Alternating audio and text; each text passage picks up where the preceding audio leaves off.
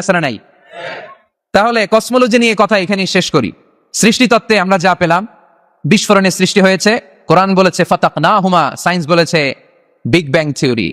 কোরআন বলেছে মুসিউন, যেটা অ্যাক্সেলারেট হচ্ছে, সায়েন্স এটার নাম দিয়েছে সুপারনোভা কসমোলজি প্রজেক্ট।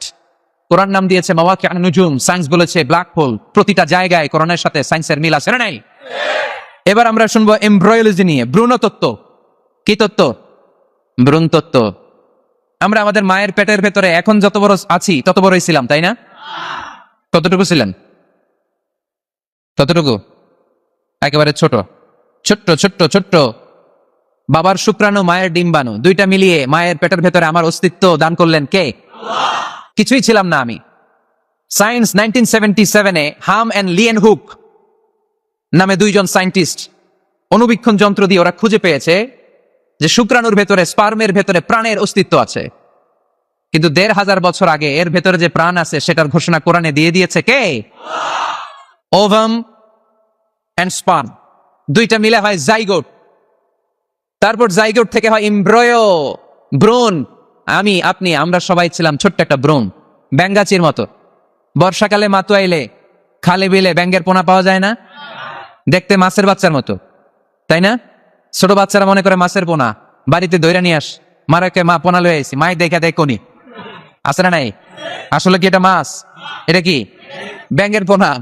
তো আমরা, আমি, আপনি, প্রত্যেকে আমরা ব্যাঙ্গের পোনার মতো ছিলাম, রক্ত চোষা জোকের মতো ছিলাম, মায়ের জরায়ুর দেয়ালের মধ্যে লেগেছিলাম। তারপরে আল্লাহ তাআলা আমাদেরকে বড় করতে আরম্ভ করলেন। এই স্পার্ম ড্রপ থেকে আমরা হলাম ব্লাড ক্লট, রক্তপিণ্ড। সেখান থেকে আমরা হলাম মুদগা, নুতফা, আলাকা, মুদগা, 3 স্টেজ। প্রতি 40 দিন পর পর আমার সাইজ বাড়তে লাগলো। সায়েন্স এটা স্বীকার করেছে যে প্রত্যেক 40 দিন পর বাচ্চার একটা নোটিসেবল ডেভেলপমেন্ট ঘটে। আল্লাহ রাসূল সাল্লাল্লাহু আলাইহি ওয়াসাল্লাম বলেছেন, ইন্না খালকাকুম ইউজমাউ ফি বাতনি উম্মিহি 40 ইয়াওমা। প্রতি 40 দিন পর তোমার মায়ের পেটের ভেতরে তোমার সাইজ একটু বড় করা হয়। চিল্লায় পড়ি আল্লাহু আকবার।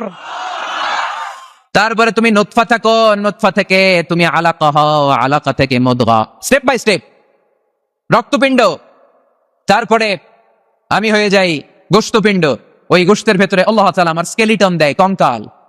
তারপরে কঙ্কালের চারদিক দিয়ে গোশত দিয়ে আমাকে আল্লাহ প্রস্তুত করে।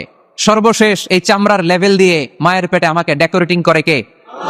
ওয়ালাকাদ খালাকনাল ইনসানা মিন সুলালাতিন মিন তিন সুম্মা জাআলনাহু নুতফাতান ফি ক্বারারিন মাকিন সুম্মা খালাকনান নুতফাতা আলাকাতান ফাখালাকনাল আলাকাতা মুদগাতান ফাখালাকনাল মুদগাতা ইযা